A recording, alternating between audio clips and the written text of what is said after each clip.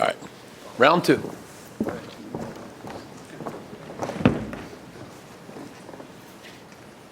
Okay, guys, thanks for coming. We have Ben Yankaulitis, Matt Daller, and Dan Malloy joining us for the other finalist round of sports reporters. And as you guys know, today we're going to talk a little bit about the question of whether college athletes should be paid before they become pro, and also the question whether athletes who use performance-enhancing drugs should be eligible for the Hall of Fame. So to get us started, Ben, talk a little bit about this highly controversial question about whether athletes who use performance-enhancing drugs should be eligible for a Hall of Fame. And people fall pretty firmly on two different sides of this question. There are those who say it's clearly cheating and therefore they should be disqualified. And then there are others who say that when those rules were put in place, there were a whole different set of expectations and cultural contexts and maybe even testing mechanisms. So where do you come down on that question? Well, Mr. Talbot, the mission statement of the Baseball Hall of Fame is to honor those who made outstanding contributions to the national pastime. A player who is by no means remarkable or outstanding is Freddie Galvis. If you've been a Phillies fan over the past 3 years, there has been no more aggravating player than Freddie Galvis. I have pulled in an excessive amount of hair out of my head because of Freddie Galvis. In 2012, Freddie Galvis was a AAA prospect for the Phillies in line to replace Jimmy Rollins at shortstop. However, Rollins signed a 3-year deal and Galvis was stuck in AAA.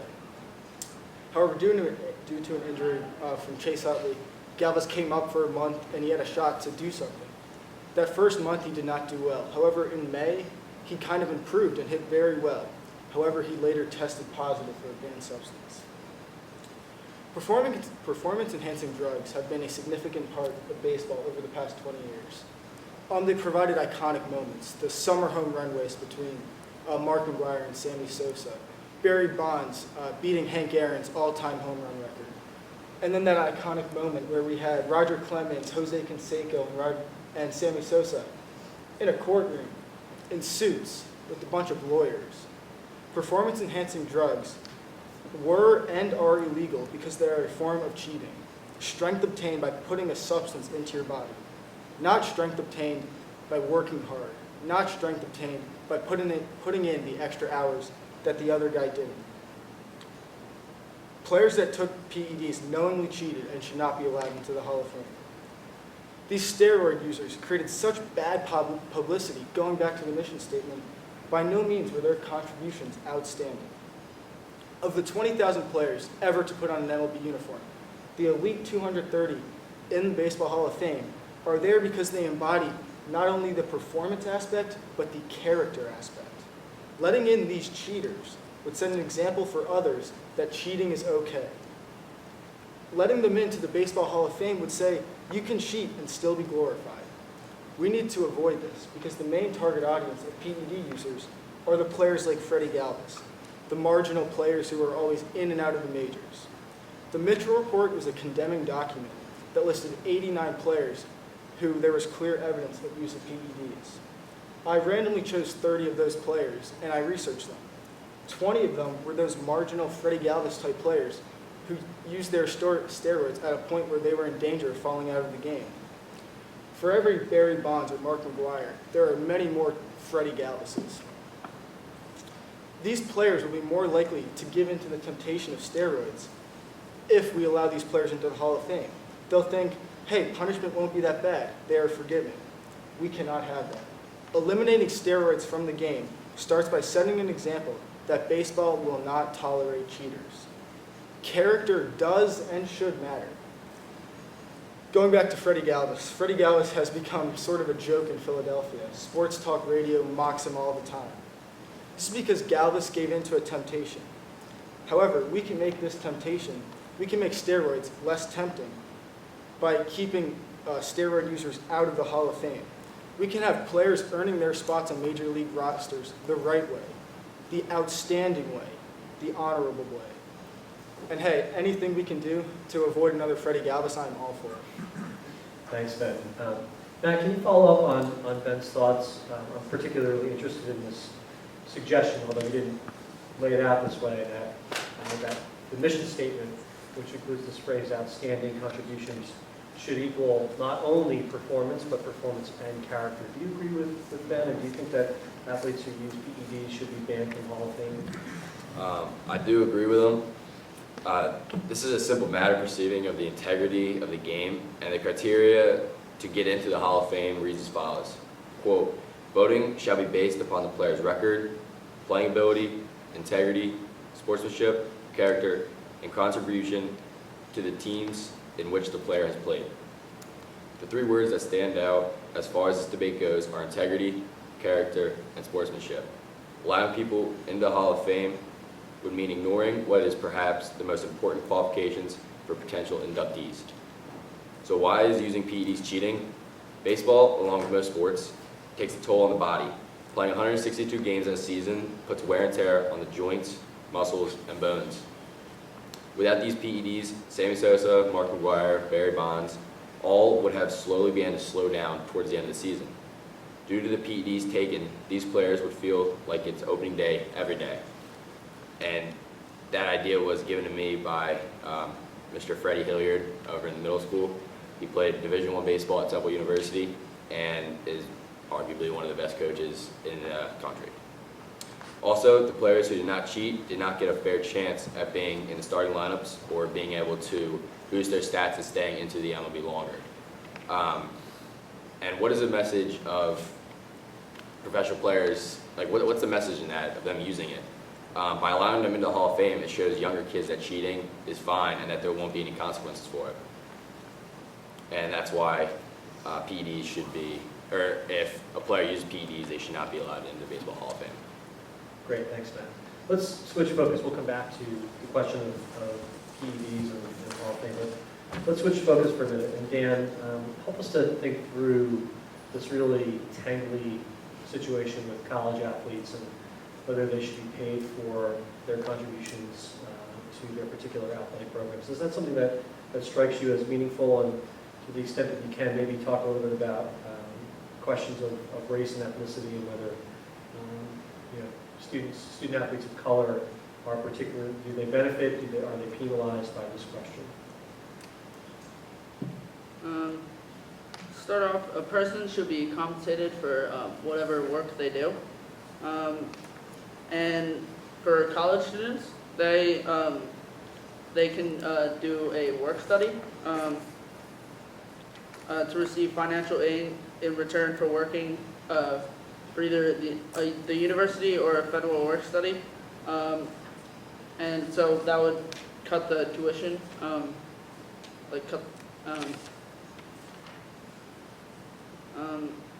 so athletic scholarships are essentially work studies. The athletes work for the university to bolster the athletic department. Their pay is getting an education at a much lower price via scholarships. The athletes are already getting paid, and the athletes should see that the education at a much lower price is enough. On average, athletes in Division I college football get $18,000 from scholarships, and they're only allowed to work at a maximum of 20 hours a week during the season. During the off season, they're only allowed to work 8 hours a week. So normally a college football season lasts for 23 weeks, including the postseason. If you take and if you divide like those hours, 692 hours during the year, by $18,000, you get $26 an hour. So I mean that's a pretty good college job. Some possible arguments against this would be that walk-ons work just as much as scholarship athletes but don't get paid. Well, they make the scholarship athletes, they go into a contract with the university, and so like they have to play for the university in return for scholarship money. But walk-ons, they just do the sport just for their own benefit or just for fun. And also private companies that use athletes' images and likenesses, athletes should get a compensation for that. This could be solved by the university cutting the tuition of the athletes on the sports team So if a college would pay their athletes money, it would destroy amateurism and make them pro athletes. This is not the job of the university. The job of a university would be to provide education for all students. So, yeah. Great. Ben, I suggested that this question, on some level, perhaps, intersects with the question of race, ethnicity, and in particular, not just student athletes of color, but student athletes of color who come from underprivileged socioeconomic backgrounds.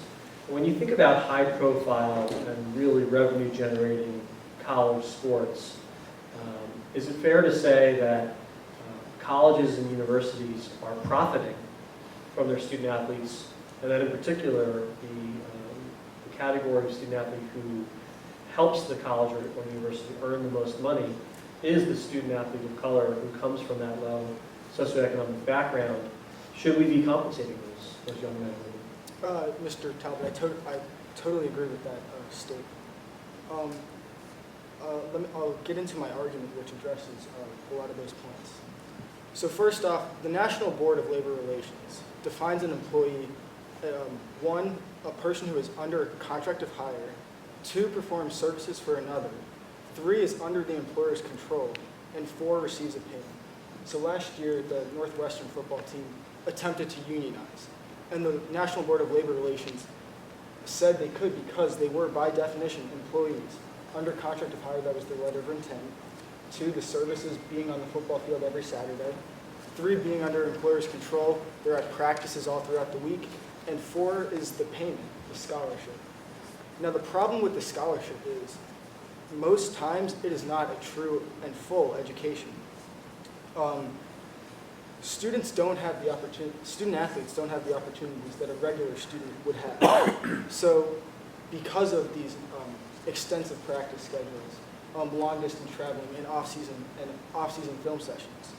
So the question really is this payment the quality education they're supposedly getting, and a quality education, and even an education at all?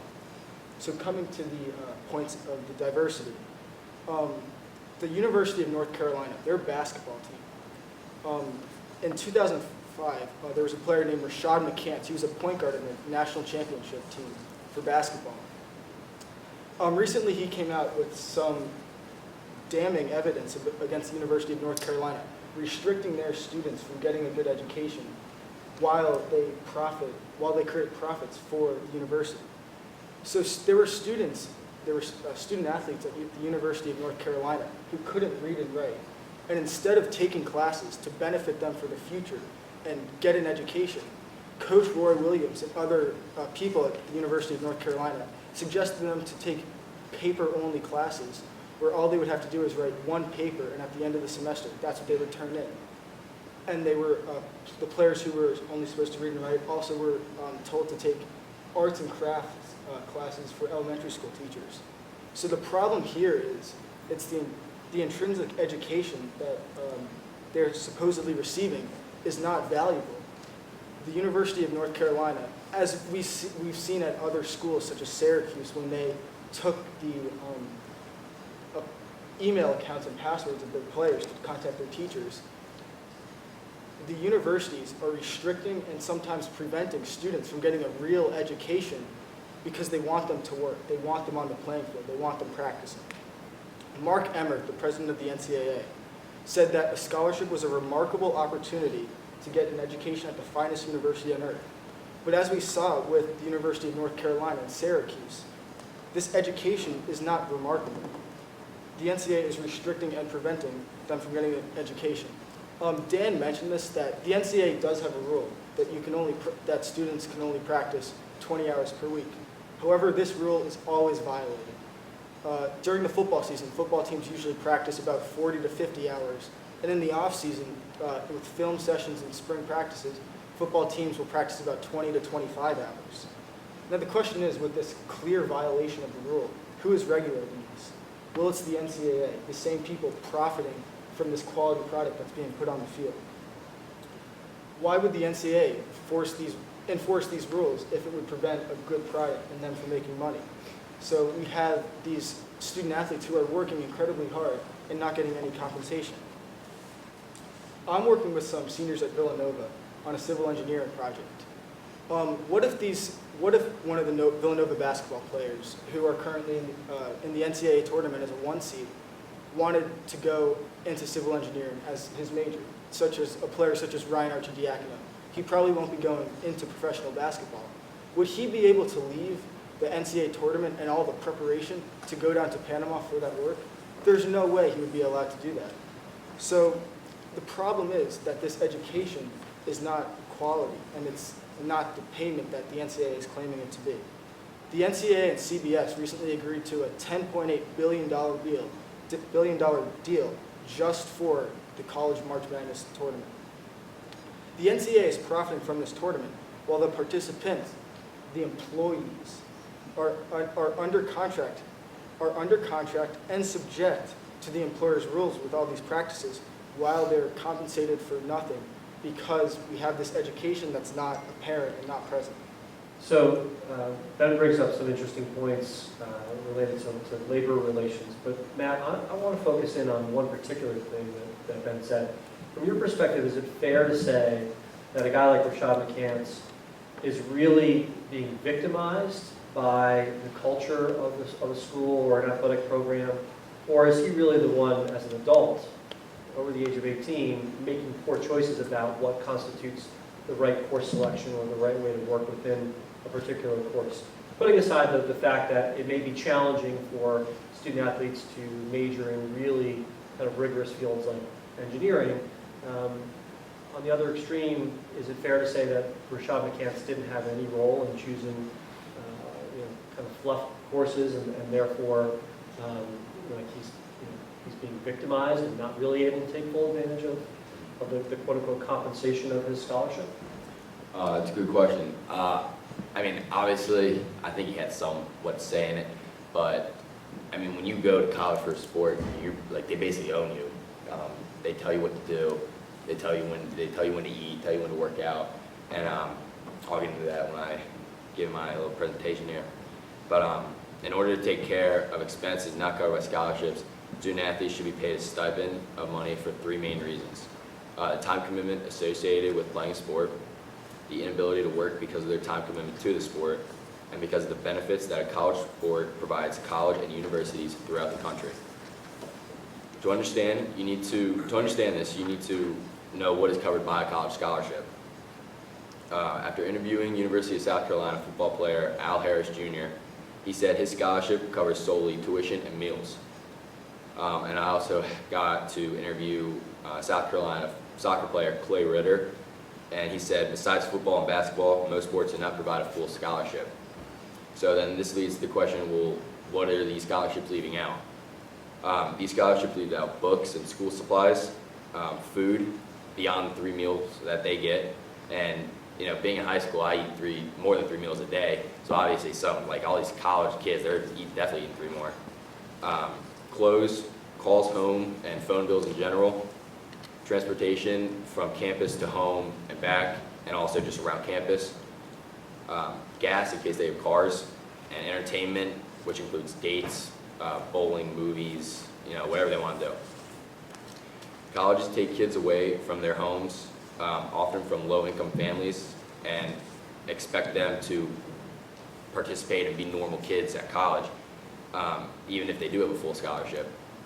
And student athletes have even stolen from their peers for expenses that aren't in their scholarships in order just to get home for the weekend.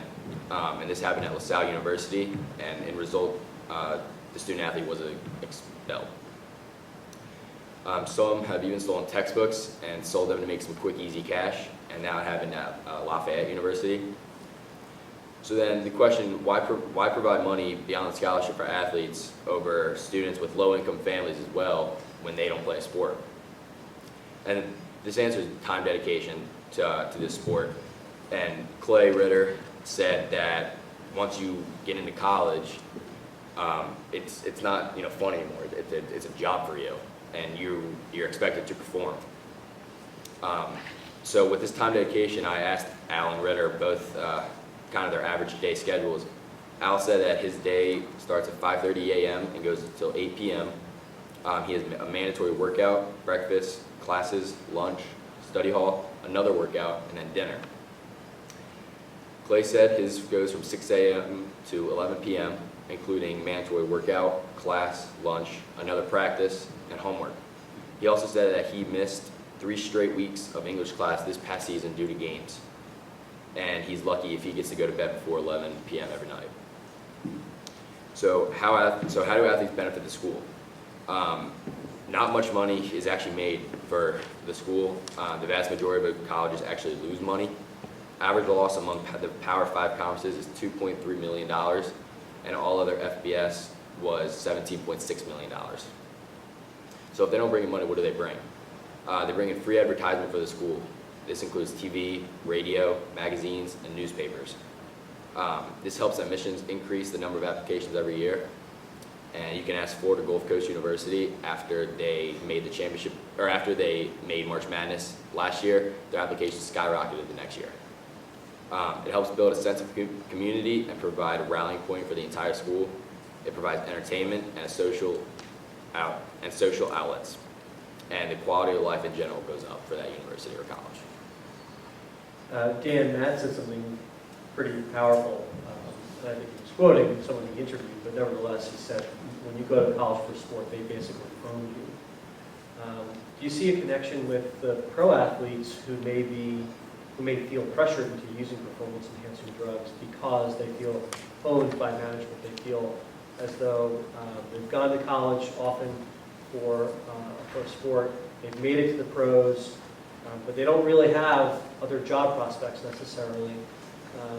Is there some parallel between the pressure that college athletes may feel to please or satisfy or meet the obligations of their college coaches, and pro athletes who feel like, you know what, I've got to use a performance enhancing drug if I really want to keep my job? Yes, there. Well, to play a game, you must follow the rules. So why are the rules in place? Most of the time, these rules are placed for safety reasons. In the case of drug use in baseball, players try to cheat the system and get an edge. However, overuse can lead to damaging and sometimes fatal side effects.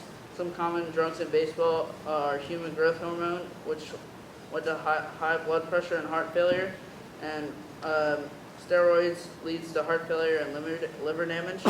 So if these rules are in place and are justified, if someone breaks those rules for a sustained period of time, the people who do so should not be compared to other people who haven't, because they're playing a different game. They're playing,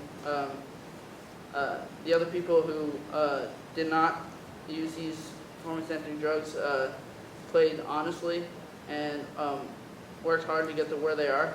So the people on the fringe, like the baseball players on the fringe who are worried about keeping their job,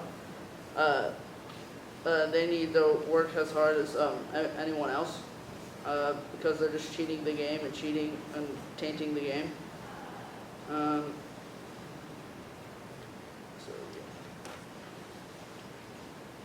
All right, thanks guys, we're out of time. This was a good conversation. Thank you.